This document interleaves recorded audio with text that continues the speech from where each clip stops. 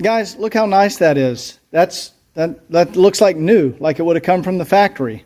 That's why I take the time to run them through the parts washer, go back to the original gloss black paint, get coated rotors, because I want to install everything on these cars where when I'm done, it looks like it just rolled off the assembly line.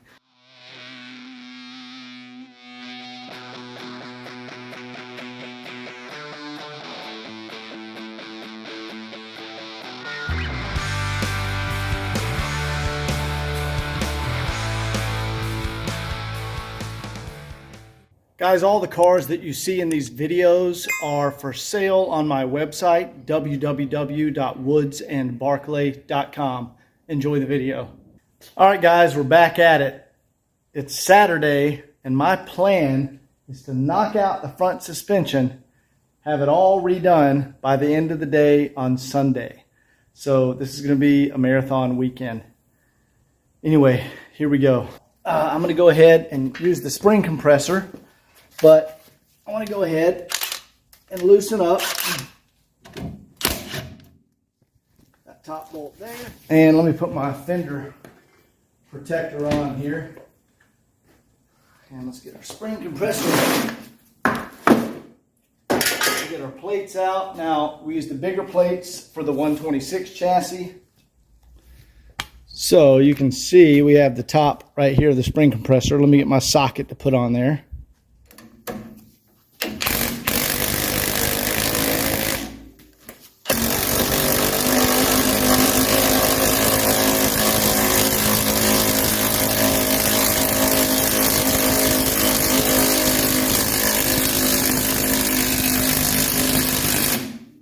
All right, guys, we've got some tension off the spring. We don't need to go crazy and go all the way down with it. So we're going to go ahead and start breaking this stuff loose. This guy off. And I'm going to go ahead and bust this loose with our ball joint separator. There we go. I'm going to go ahead and bust this loose with our ball joint separator. And you want to put a little grease on here, so you don't break the upper boot when you're doing this. And put a little grease on there. Slide that up. Okay, actually, that is already loose. Check that out.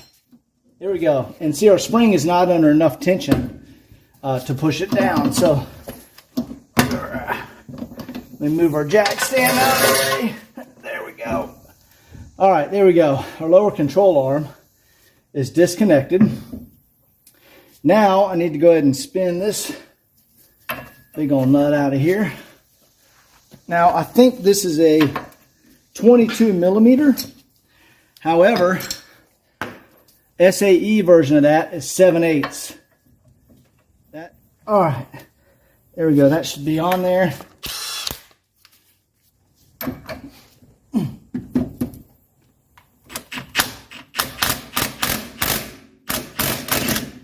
There we go. There we go. Check that out. All right. That is under a tremendous amount of force. I want to lay that down out of the way in a safe spot.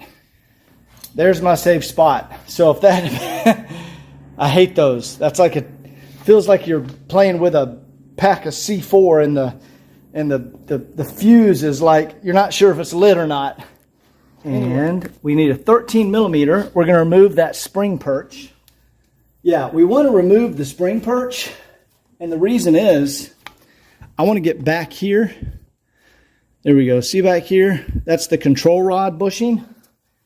And to get the bolt out, there we go. There you go. You have to get this bolt out right here to remove the control rod, and the spring perch has to come off in order to do that. In the way is awesome.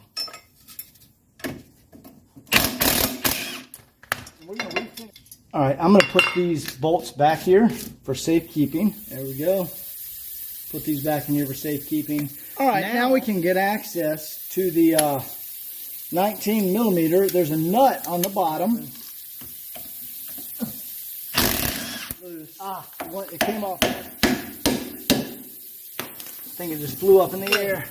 And what we have here You have these little funny looking bushings, and these like, I call them pucks. And so you have the hole right here for the control rod, and you have this bushing. See, the bushing has a notch on it. That notch tells you where this cutout is right here to go around the control rod. So you can put them in like that, and then the puck fits down in the bushing. And same goes on the underside. You have the same setup. That's the side. Now that that's loose, we can go ahead and raise the car, and then we're going to start disassembling these control rod bushing housings.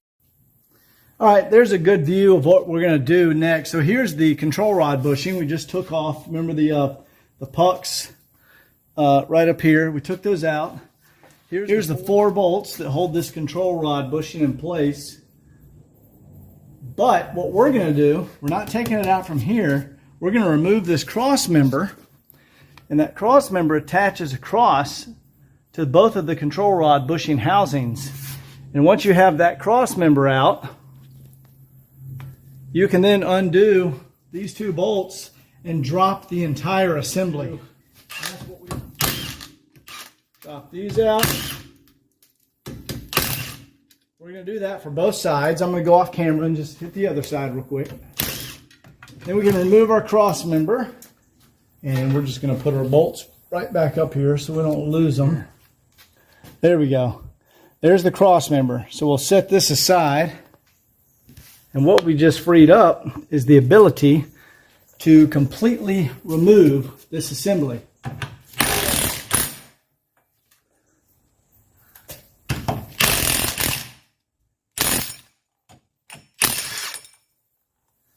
All right, I'm going to have to hold on to this because it's about to fall on my head. There we go. All right. There's the control rod assembly. It's upside down right now. This is where the cross member was attached. And these bolts went through here, but it goes on the car the other way. So we're going to clean that up, and we have to remove, that's the bushing. It comes out of the back right there.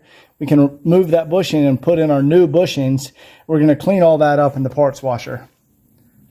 Now up here, see this right here? That's a handle, and there's a caged nut. There you go. See, there's a nut right up in there. See, the tab sticks out right here, and it goes through like that. So that's a nut attached to that insert, so you can slip it in there. And you see there's another one right here. See the handle? You can pull that through. But these are in excellent condition, and they're pretty snug intact. We're not going to remove that. Also, we can see all the original cosmoline from the factory, all the waxy substance to keep things from rusting. So all of this is in incredible condition. There's no reason to remove these cage nuts. See, if we look up inside here, see how nice that nut is? See, the cadmium plating is shiny on it. Same goes for that one. So we don't want to take those out and replace them with the new ones that came with the bushings. All right, you can see where when the car was detailed, we weren't able to get behind the spring there. There's all the road grime and dirt that was behind the spring, but we were able to detail up there. Anyway, now that the spring's out, maybe I can clean that up some. But you can see all we have left is the lower control arm. And this thing is in excellent condition. There's no reason to take that out and change it. But we removed everything else. So let's check our upper ball joint. Yeah, that thing is still tight. There's no reason to change the upper control arm. That thing is excellent shape, and the bushings are in excellent shape. That has, another 100,000 miles can be put on that. But this is what we have removed. There's that nasty old worn out ball joint. Here's the nasty worn out control rod bushing. See how the boot's all ripped and gone in there. So we're going to go ahead, clean all this up in the parts washer. We're going to bang out this ball joint, press in the new ball joint, and then go ahead and reassemble that side of the car. We're also going to have to press this bushing out here. So I'll show that process on just one side of the car, And of course, we have to do everything again to this side of the car. All right, in order to press back in our ball joint, we need to remove this arm. This is the arm that connects to the tie rod. So that would be our, we could call it a steering arm. So we want to remove that so we can get it in the press and correctly press in the ball joint.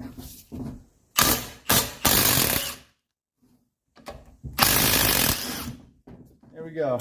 We'll just set that aside. And now let's go bang this guy out. All right, guys, I have the steering knuckle in the vise, and we can see it's upside down. There's the bottom of the ball joint, and the way you get these out, you literally put a slug on there and you bang them out. This is a pretty intense process. You just want to watch your hands and be careful. And I don't like to hold it with my hand when I'm hitting it, because if you slip, it's going to mess you up. You just got to pick it up every time you hit it. Almost.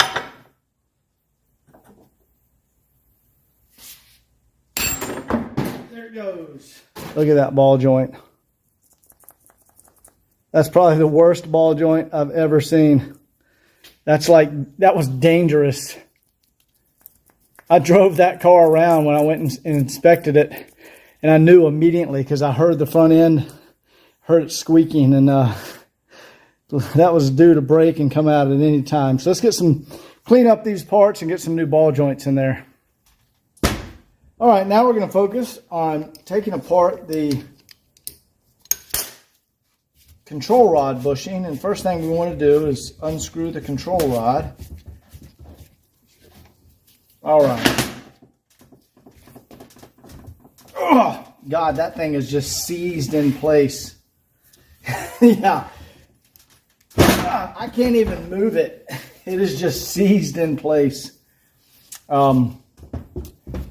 Yeah, no good. So, to get this off, takes a 17 millimeter on one side, 17 millimeter,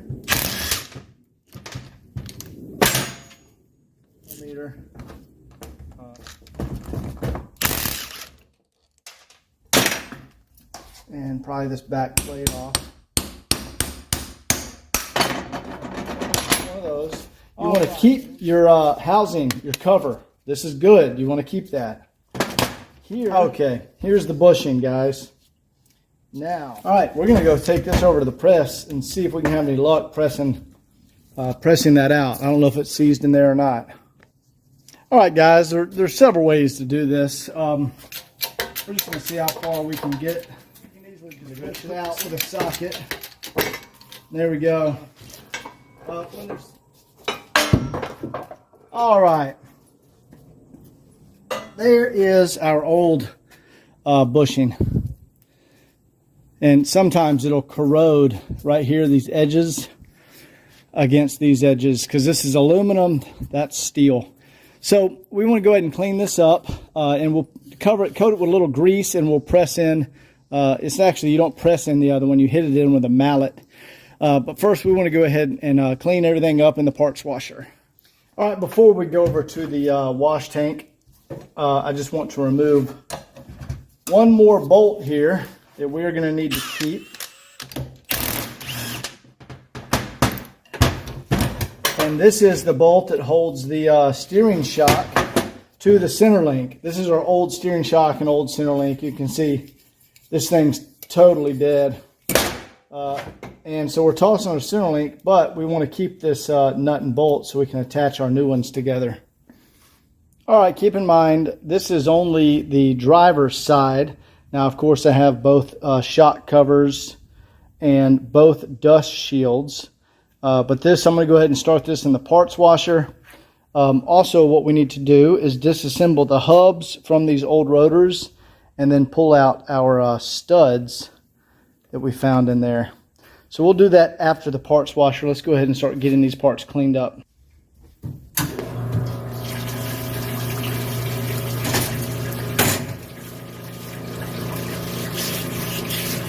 We're just get everything cleaned up real good, and then we're gonna repaint them back to the factory semi-gloss.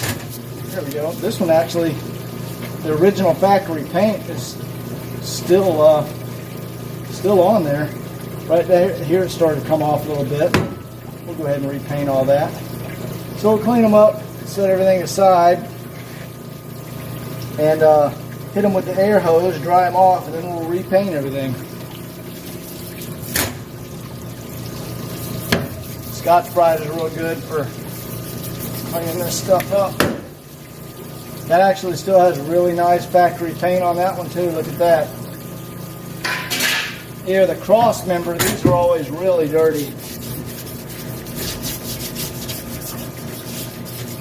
Might touch it up a little bit, but that actually looks really good. We're not going to need to really paint much here. I'm not going to stop recording. Let's go ahead and get this dust shield here. Yes, guys, I even go to the detail of parts washing my dust shields. I want these cars to be as close back to factory original as I can get them. I'm a big, I'm a big fan of suspension. When I was racing, suspension is everything on a race car. You can have a 1,000 horsepower engine. You can have the biggest brakes on the track. But if you have shitty suspension, you're going to lose the race. Suspension is what wins the race. And suspension is probably one of the most important aspects of a vehicle. Because that's what makes the vehicle connect with the road and move. So suspension being from tires, wheels, all the way up to the lower control arm bushings and upper control arm bushings where they attach to the body. Everything between the tire and those upper bushings are the most. Look at that! Look how clean that got. That's amazing. This car is in amazing condition. All right, guys. Normally I have to repaint the suspension, but this just came out amazing. And look at this. Even the cadmium plating was underneath all the dirt and grime. That's the. I'll show you what those are. That is the control rod bushing housing. Here's the covers, or that's the bolt that holds the housing up here. Keep in mind, this side has not been cleaned, but originally from the factory, those are cadmium plated. And look how it cleaned up here. Absolutely beautiful. All the cadmium was still under there. There you go. Look at all that. Center link. Everything just cleaned up so nice. I am going to hit the spindle just a little bit, but we don't need to repaint the rest of that. All that original paint is still there in excellent condition. All right, let's go ahead and get these studs. Cool idea, but we just want to go back to factory original. Make sure it's seated real well. No problem.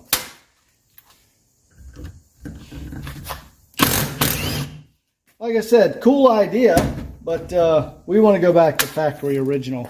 This is 170 PSI. Yeah, that just comes straight out with this. This is a tremendous amount of torque. It's an excellent tool.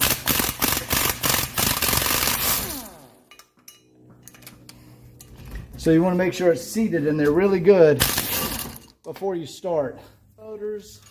And right back here you see there's the old seal, there's the old bearing, inner bearing. So we'll rip all that out and replace it. Okay, once you got all the bolts out, these are usually pretty easy to separate. Sometimes you gotta get a mallet. There we go, this one's coming. There we go. That is our hub. This is what the caliper bolts to, the rotor bolts to, and the wheel bolts to. That's our hub. And hubs pretty much look like this on all cars, or at least all the old cars. 70 Trans Am hub looks almost exactly like that. All right, you might ask, how do you remove this rear seal? Because it's pressed in there. Well, you go to your vise, and look, you don't need to crank it down in there real tight. Just snug.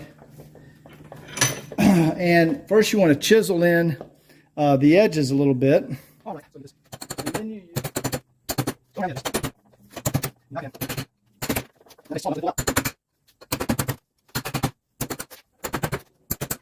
let's see what that got us.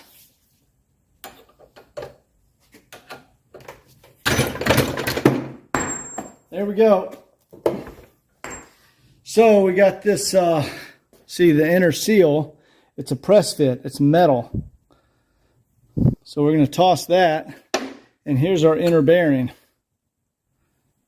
We're going to throw that away too and put all new stuff in there. Let's get this stuff to the parts washer. All right, we're back at the parts washer, and what we're trying to do is get out, see that old 40-year-old grease? We want to get all that out of here.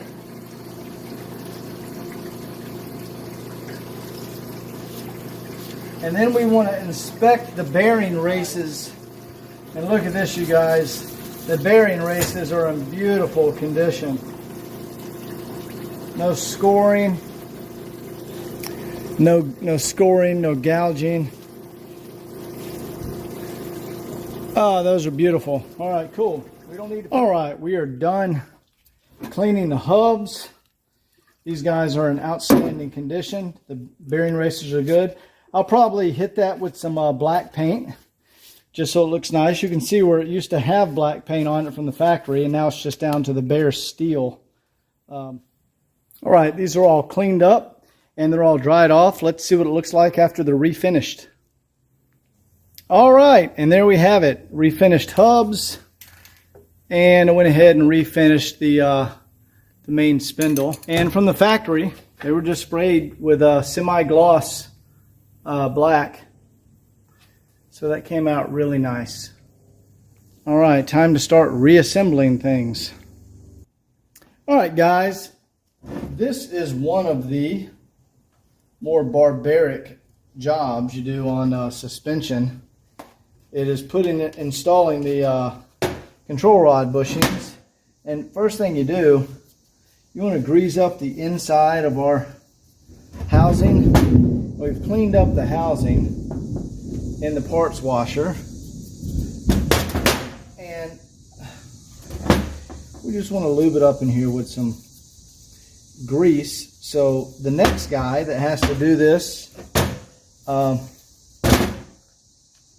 it comes out easy.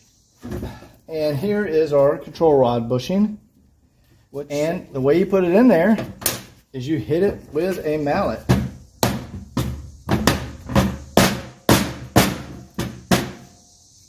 All right.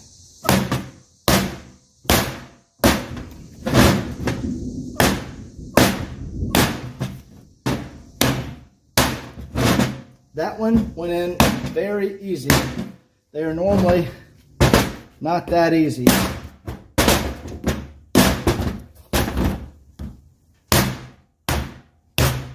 Excellent. All right, we have... So we can see what this does here. See how it flattens out and goes up against there. There we go. And we want to use blue Loctite, so I'm going to go get that in a second. So let's go get our Loctite, and we'll go ahead and torque that down. Just a little bit. Then we'll turn it around. We'll get this side. There we go. That's all you need for Loctite. Just a couple of drops.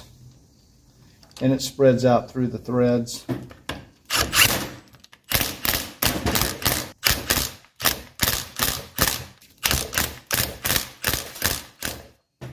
There we go. We have our new control rod bushing with our beautiful new threads. There we go. We have a boot. It's good and intact right there. And this one, see how it moves around freely? The other one was frozen. That's what you want. All right, let's go work on the ball joint. But the way this tool works, you notice it's cut out here. And so that cutout allows it to go around the steering knuckle, and then we can crank it down here. There we go. So let me show you guys that. So what it does, see how the control arm is curved and it can fit inside this cutout, and then that's a press where we can press the ball joint in.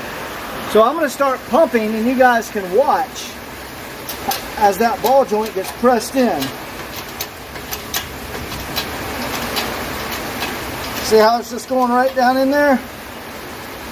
And we got to go a little bit more.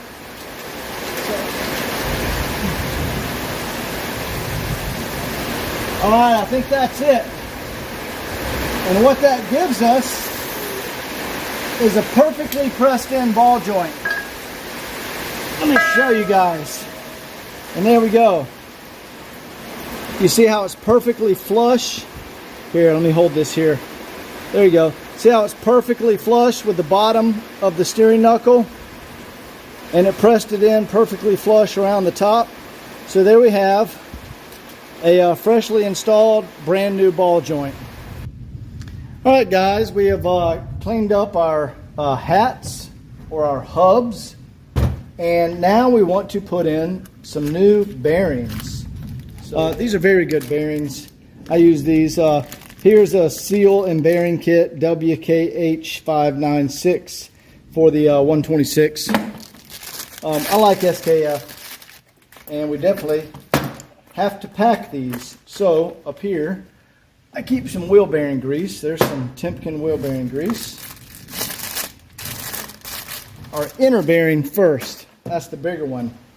So to pack a bearing, guys, you just grab a bunch of grease, get it into the palm of your hand, and you just go tap around in a circle. You want the grease to squish up through the bearings and squish out the sides.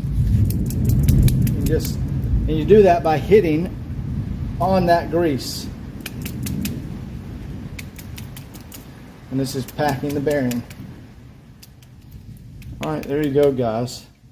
You can basically see all the grease has gone up in there and squirted out the sides.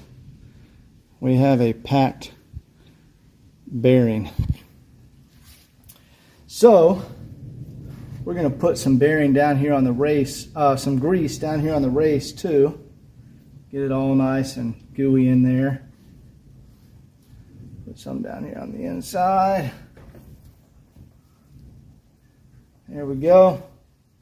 We're going to drop our bearing in the race. It only goes one way. You can't mess it up. There we go. All right, guys, we are done packing the bearings. There we go.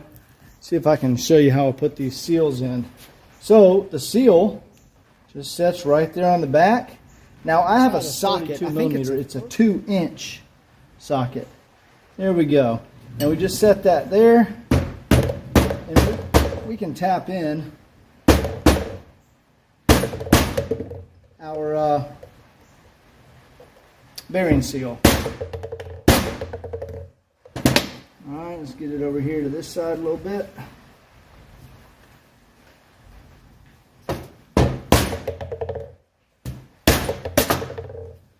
And there you go, guys.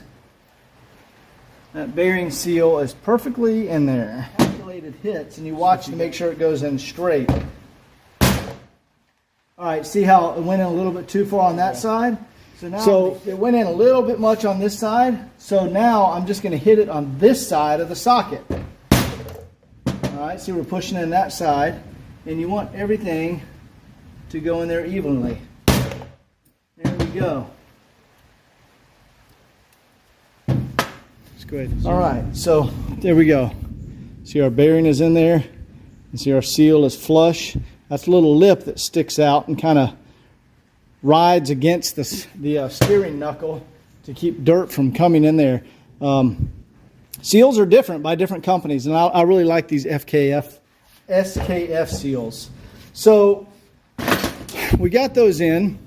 We flip it over, and we're going to need to put the outer bearings in. But first, let's of course pack the bearings, but then we're just going to set them aside because we want to put the new Zimmerman rotors on first. Okay, sorry, I said Zimmerman, I meant ATE. I went with ATE rotors this time. And all you do, you turn your hub over. That's where we just pressed in the new seal. And you just set her right down there. Now, let me show you this. You are going to see two sets of bolt holes. You notice one set is up against the wall, and the other set is in the middle. See that? Those are the ones you use. You can't get the bolts in these anyway. So we want to use the ones in the middle. So we got to blue Loctite all of these and then torque them down with the Ingersoll Rand. Looks like my light just went out, guys, because my battery's getting weak. And hit them with the impact now. And you want to torque them down in a star pattern.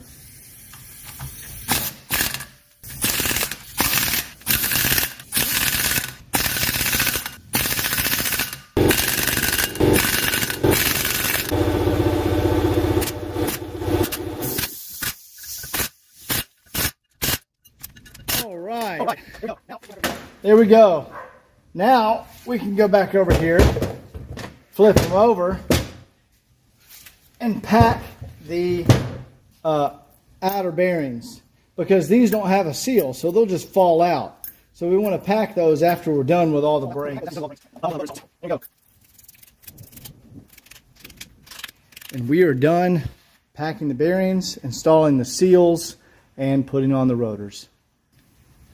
Guys, look how nice that is. That looks like new, like it would have come from the factory. That's why I take the time to run them through the parts washer, go back to the original gloss black paint, get coated rotors, because I want to install everything on these cars where when I'm done, it looks like it just rolled off the assembly line. That looks pretty damn good. All right, guys, now we're up to a reassembly, and I'm putting the control rod back onto our new bushing. And you can see here, I've put some anti-seize on those threads. It doesn't take much. That way, next time this has to come off, it comes off smooth and easy.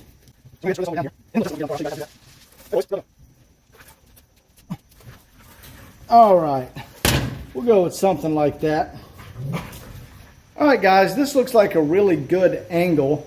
What we want to do is put the control rod bushing housing back up here and run the arm through the lower control arm. Now we have to do all that together, otherwise if you install that control rod bushing housing and you forget to put the rod through here, you have to take it apart again in order to get the rod through. So let me show you how that works. All right, hopefully that brake caliper is not in the way. So we're going to see our control rod right here. We're going to push that through there and then put our bushing up on the mounts. Now, just temporarily to hold it in place, I will thread one of these in here and the other one in here. Now you want to torque these to like 60 foot-pounds, I think it is. Let's go ahead and get that in place. Right there. Now I'm going to get some blue Loctite. And Mercedes puts blue Loctite on those and torques them to 60 foot-pounds. And for this, we're going to get out the torque wrench. Only takes a dab, you guys, not much.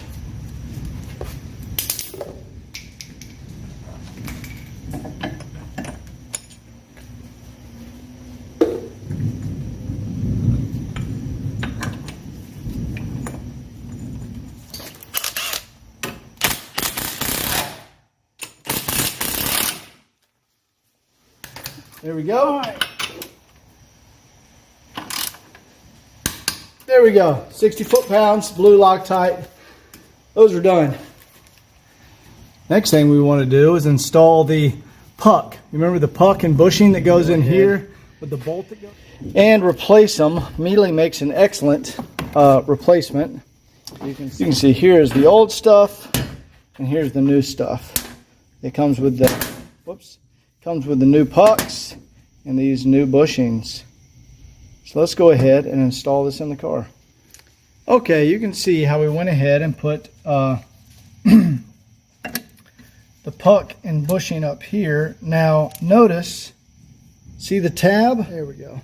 The tab tells us which way to orient the bushing to clear the control arm. So you can see right there, the tab runs up the control arm. And we lined up the hole perfectly, so it goes right through there. Now let's go put the one on the bottom. So, okay, here we are on the bottom. And we're gonna go ahead and put our bushing. See the tab right there? We want to orient that tab towards the control arm, running straight down. We want to put our lock nut on there. Now, okay, let's go ahead and torque this down.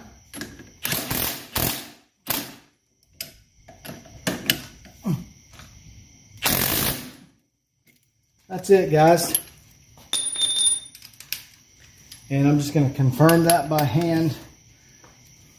Never trust a torque wrench. Oh yeah, that's in there tight. Beautiful.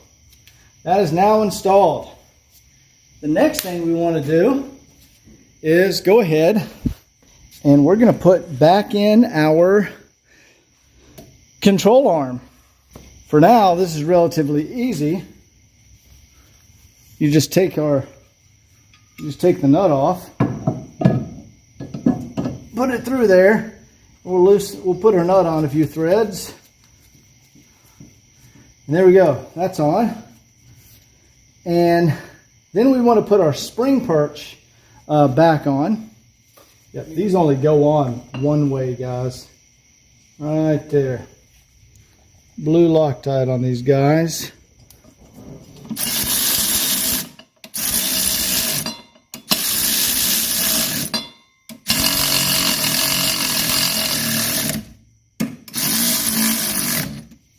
Oh, that one wasn't tight there.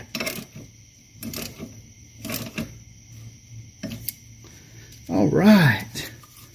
Now, let's put our spring back in. We want to get the top up in there. There we go.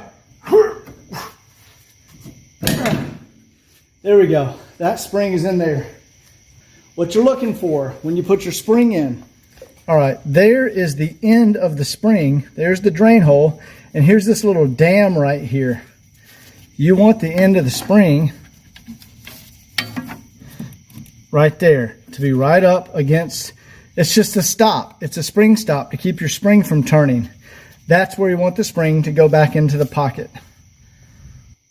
We have our pad and the top spring inserted. So we're not going to remove the tension yet.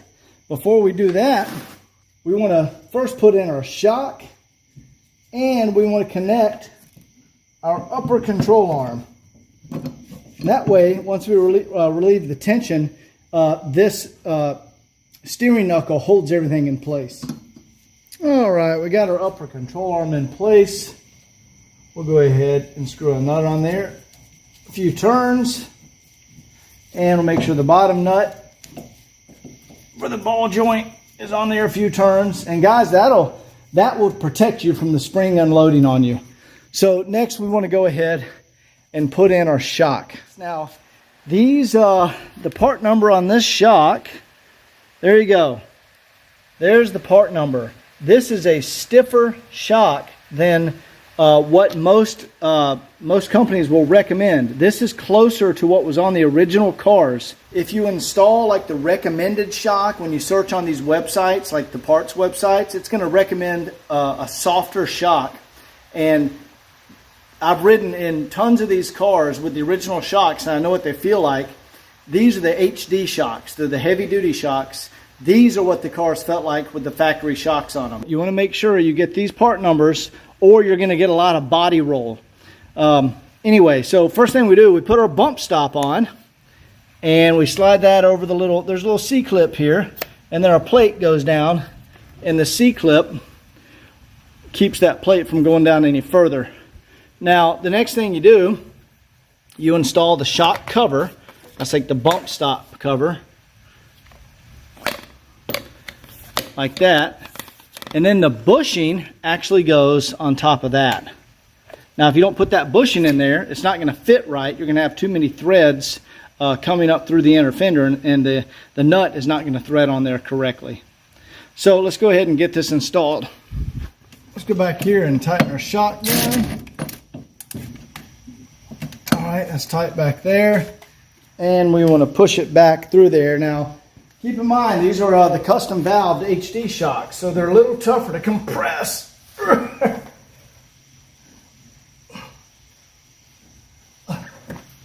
There we go.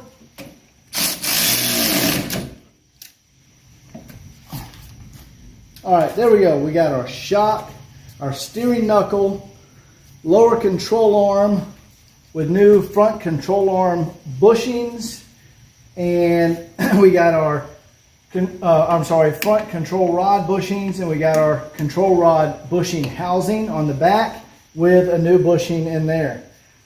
Now we want to tighten down the lower ball joint and the upper ball joint, and then we want to release our spring pressure, and I'm going to go ahead and reinstall the dust shields. I want to go ahead and lower the car, attach the top of the shock right up there, and then go ahead and decompress our spring. Okay, you can see I put a jack stand under there, and I'm going to lower the car onto the jack stand just to give the suspension a little compression, like it was sitting on the ground, and that will make our shock come all the way through as it's supposed to be. There's the end of the shock right there. And then we can put on our bushing, our cover plate, and the nut.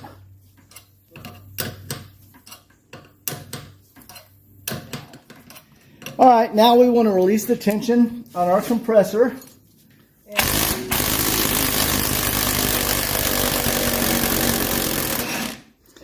There we go. And there's that beautiful tool. Guys, that is retail $1,080, wholesale $750. This blows away that $150 eBay or Amazon tool.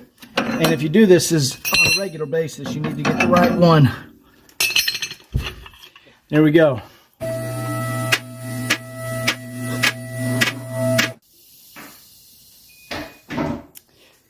Okay, so remember, the bearing is in the end, so you need to hold that in with your thumbs.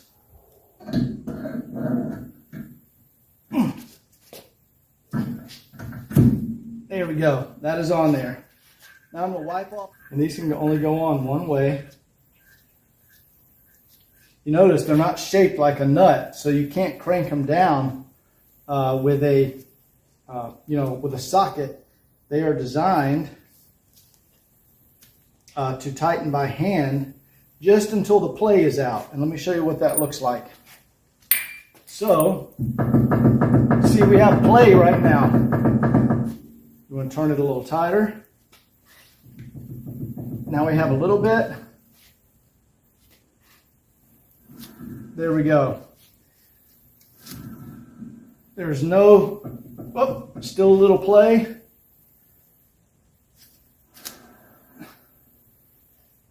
There we go. That's perfect. Now let's get our 5mm Allen. You don't need to crank it down. It's just snug. And there we go. Now those fit so much better.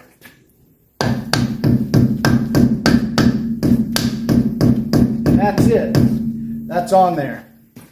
Now we just... Looking pretty good in here, huh?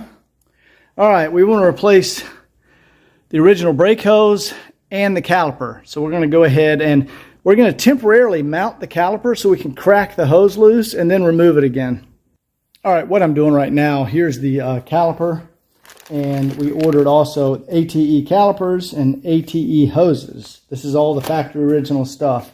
So I'm just going to go ahead and get this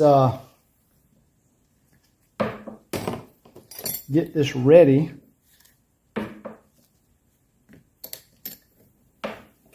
to be installed on the vehicle. And that way, all right, let's just start taking this off of here. Here we go. It's going to start leaking everywhere.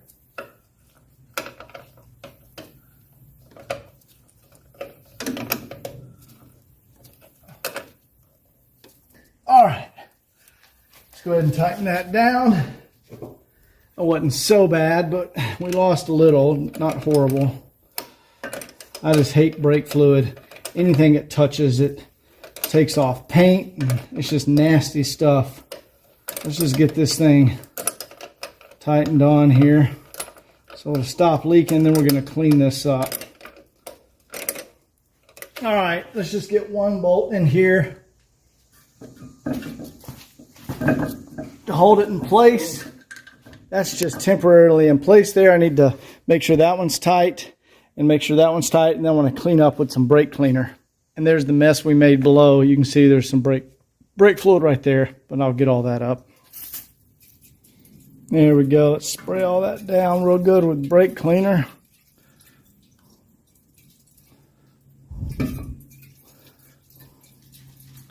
There we go. Let's wipe it all off and we're good. All right, let's get back here and torque this brake caliper on here.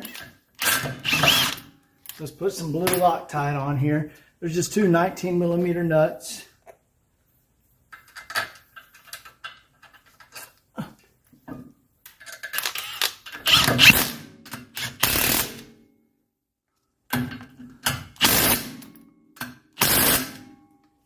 Like that 70. Yep, man, that did it.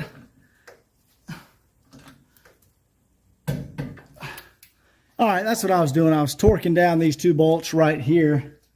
Now we want to reinstall our steering arm. We're going to torque them down with our Milwaukee, but we're going to recheck it with the actual torque wrench.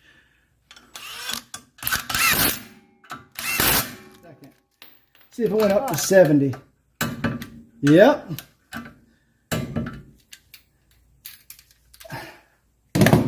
That's pretty impressive. That guy is on there. I'm going to push our new brake pads in there.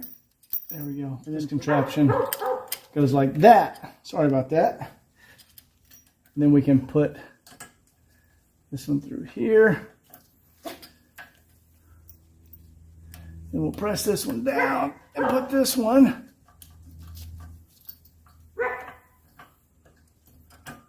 there, through there. There we go. Hopefully you guys can see that. There we go.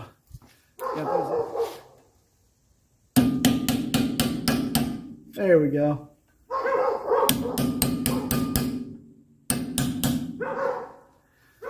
See, the pin comes through on the other side, and this bracket is holding it in place. And then if we look on the back side, we'll see those little press fit pins went right through there and there. Man, doesn't this look nice? All new stuff under here. Very nice.